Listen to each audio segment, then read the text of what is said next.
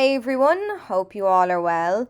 So the first thing I'm doing today, as always, is priming the eye area, and to do that I'm using the Urban Decay eyeshadow primer potion.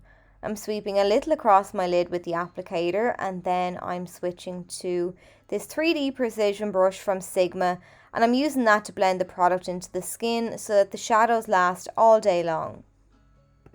My eyeshadow palette of choice today is this one by Morphe and Jeffree Star.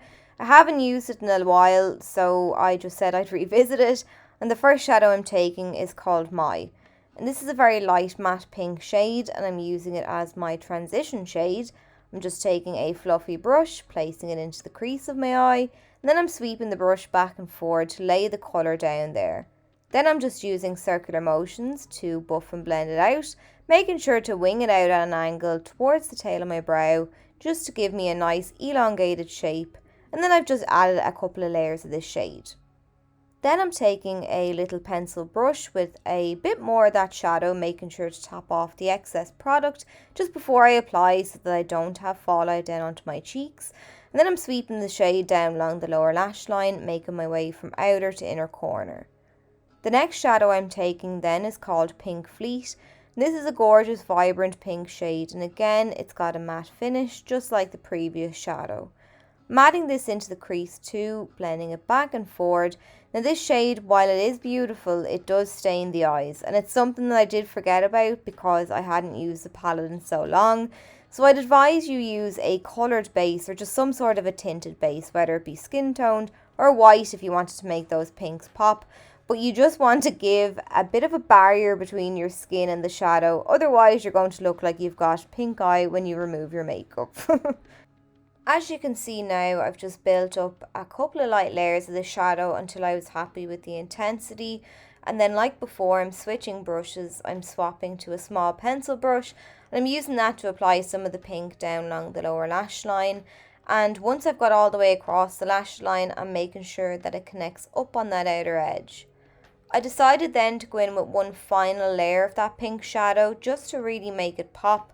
This time though, I'm sweeping a small amount onto the eyelid on the outer third of the eye as well.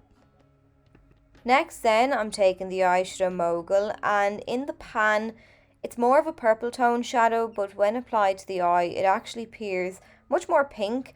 Again, being that I hadn't used this palette in a while, I'd forgotten that with some of these shadows, the colour that they are in the pan, it doesn't really translate onto the eyes. But for this look, it actually suits okay. The look is based around a pink pigment, so I'm actually happy enough to keep the entire look quite pink. I'm using then a pencil brush to add some of that mogul shade down along the lower lash line now. And as you can see, it's not purple, it's like a deeper pink, and it just gives a bit more depth. I'm then taking a little of the L'Oreal Infallible Concealer. It's one of my favourites. This is in the shade Vanilla, and I'm using that on a little C-shaped synthetic brush just to clean up the eyelid. I'm tapping it down halfway across the eyelid just to give me a nice bright blank canvas to apply the pigment on top of. My pigment of choice today is this one from Inglot. It's number 111. I tapped a little into the lid of the pot. I then sprayed my brush with some water and then started working the pigment into my brush. Once my brush was nicely coated then, I started patting the pigment onto the lid area, and the fact that the lid was a little tacky from the concealer and then the pigment was wet from the water, that's what helped the pigment to stick to the lid. And when your pigment is wet, whether it be with a bit of water or setting spray, it just helps it to apply a bit easier and you'll have less fallout. I then moved back to the palette and took up the shade Don't Know Her. It's a sparkly pink, and I decided to add this right next to the pigment just towards the outer third of the eye, and then I tapped a little over where the pigment was just so that the two shimmery textures blended nicely into one another.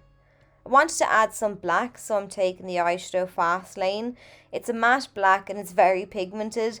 I'm starting out with some of this on a little C-shaped brush, and I'm smoking it into the lash line on the outer third of the eye, just at an angle, almost creating a little winged shape. And then I'm gradually building up this shadow and winging it out towards the brow bone and then back in across the lash line. And I'm not worrying about going right into the inner corner because I'll use a different, more precise brush for that. I'm just mapping out my shape now and just laying down the colour. Then I'm switching to a tapered blending brush and I'm sweeping this over where I've applied the black just to give me a nice smoky feel. But with blending you can lose the intensity a bit, so I'm going back in then with the C-shaped brush and I'm just reapplying and blending until I'm happy with the outcome. So then I'm going in with an angled brush and a little more of that black eyeshadow, and this time I'm patting the black along the lash line, making my way across into the inner corner. And with a brush like this I can be much more precise, I can pack on the colour and I can make it nice and deep and dark where I want it, just at the base of those lashes, and then it fades nicely and gradually up from there. To line my waterline then, I'm taking one of the Urban Decay 24/7 Glide On Eye pencils, and this is the shade Love Drug, and I'm just running this back and forth inside the eye. Then I'm using the angled brush again with a touch more of that black eyeshadow, and I'm tapping it down along the lower lash line, keeping it mainly to the outer third. Then I'm taking the shadow 2, which is that sparkly pink on the top row, and I'm applying this to around the tear duct with a small pencil brush just to add a nice brightening effect to that area. I've added some of the Kiss So Wispy lashes in 02, and now I'm using the Wet n Wild Mega Length Mascara to coat my bottom lashes and then to also blend my own lashes in with the false ones, but then that's it.